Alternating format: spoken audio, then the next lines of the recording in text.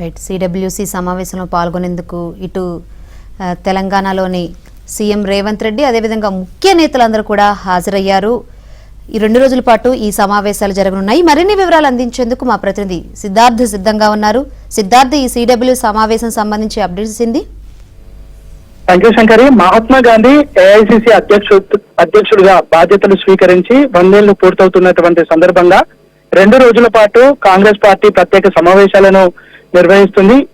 ఈ సమావేశాలకు నవ సత్యాగ్రహ బైఠక్ అనే పేరును పెట్టింది.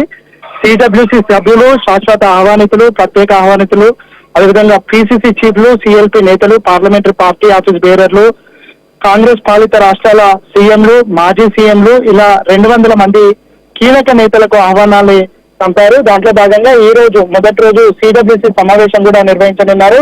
ఈ సిడబ్ల్యూసి సమావేశాలకు తెలంగాణ నుంచి CM Revanth Reddy, PCC chief Mahesh Kumar Goud, మంత్రులు ఉత్తమ్ కుమార్ రెడ్డి, దామోదర రాజనరసింహ, ఎమ్మెల్సీ జీవన్ రెడ్డి, సిడబ్ల్యూసి సభ్యులు వంశీచందర్ రెడ్డి, అదేవిధంగా డిప్యూటీ సీఎం బట్టి విక్రమార్క వీళ్ళందరూ పాల్గొన్నారు. కాసేపటి క్రితమే హైదరాబాద్ నుంచి ప్రత్యేక విమానంలో వీళ్ళందరూ బెల్గాం చేరుకున్నారు. సీఎం రేవంత్ రెడ్డి కూడా సిడబ్ల్యూసి సమావేశాల ప్రాంగణానికి కాసేపటి క్రితం చేరుకున్నారు. ఆయనను గ్రాండ్ గా ఆయనకు వెల్కమ్ పలికారు.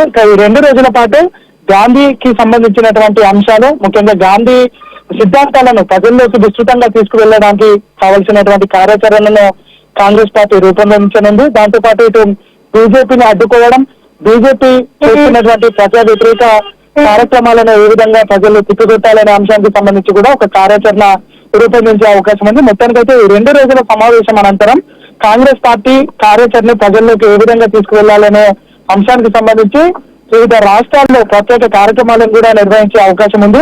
ఈ 2 రోజుల కార్యక్రమాలు కాంగ్రెస్ పార్టీ భవిష్యత్తుకు, కాంగ్రెస్ పార్టీ కార్యాచరణకు ఎంతగానో ఉపయోగపడతాయని కాంగ్రెస్ పార్టీకి సంబంధించిన నేతలు చెప్తా ఉన్నారు.